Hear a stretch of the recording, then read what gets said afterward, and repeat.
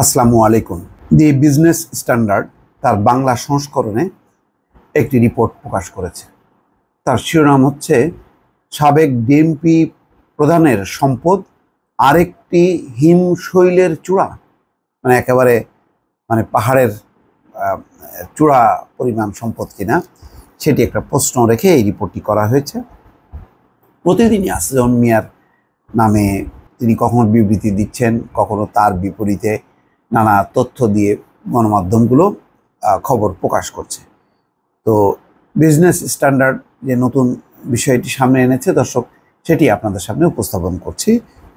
সেখানে বলা হচ্ছে ফরিদপুরের গোপালপুল ইউনিয়নের বাসিন্দা নূর আলম, 3 সন্তান ও স্ত্রী নিয়ে তার সংসার। নূর আলমের দাবি, কৃষিকাজ করে সংসার চালাতে তার বেগ পেতে হয়, অথচ নথিপত্র বলছে এই নূর আলমই গাজীপুরের শ্রীপুরে প্রায় 26 বিঘা জমির মালিক। ফরিদপুরের আরেক বাসিন্দা ইব্রাহিম শেখের গাজীপুরে একই এলাকায় 5 বিঘা জমি রয়েছে। তাহলে ইব্রাহিম শেখ এবং ওই নূর আলম এই দুজনের মিলে 31 বিঘা জমি। নূর আলম গাজীপুরে জমি কেনার বিষয়টি দৃঢ়ভাবে অস্বীকার করেছেন। এই প্রতিবেদককে তিনি বলেন, আমি গাজীপুরে কোনো জমি ক্রয় করিনি, আমার সংসার চালাতেই কষ্ট হয়, সেখানে জমি কিনবো কিভাবে? আমি মিথ্যা বললে আপনারা তদন্ত করে দেখেন, সম্পদ পেলে নিয়ে যান। এতে প্রশ্ন উঠেছে, তাহলে নূর আলমের নামে এই সম্পত্তি কিনলো কে? ইব্রাহিম শেখ কিভাবে এত টাকার জমি কিনলেন? দুজনই দরিদ্র মানুষ। আচ্ছা, অনুসন্ধানে জানা গেছে নূর আলম এবং ইব্রাহিম শেখের আরেকটি পরিচয় আছে। তারা ঢাকা মেট্রোপলিটন পুলিশের ডিএমপির সাবেক কমিশনার আসাদুজ্জামান মিয়ার আত্মীয়। নূর আলম সম্পর্কে আসাদুজ্জামানের শ্যালক এবং ইব্রাহিম তার ভাগ্নে। ইব্রাহিম হোসেন বলেন, আমরা দীর্ঘদিন আওয়ামী লীগের রাজনীতি করি। আমার মামা সৎ পুলিশ অফিসার ছিলেন। পারিবারিকভাবে তারা অনেক সম্পদশালী। সম্প্রতি জাতীয় নির্বাচনে একজন প্রার্থীকে সমর্থন না দেওয়াকে কেন্দ্র করে মামার বিরুদ্ধে একটি পক্ষ তৈরি হয়। তারাই মামার নামে বিভিন্ন গুজব ছড়াচ্ছে।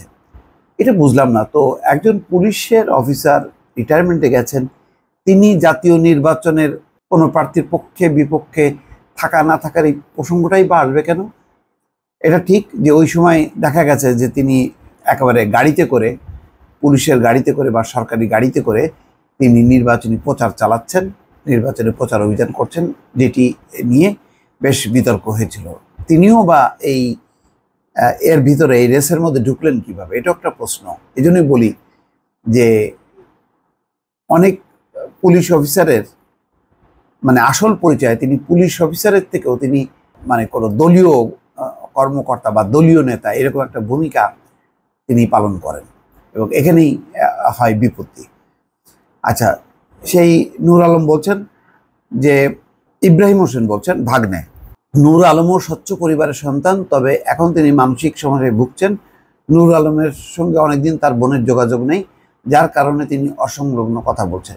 তবে গাজীপুরের জমি সংক্রান্ত সব প্রশ্ন এড়িয়ে গেছেন ইব্রাহিম শেখ। তিনি বলেন, আপনারা এলাকায় আসেন, সব বুঝতে পারবেন। তিনি আর বক্তব্য দেননি।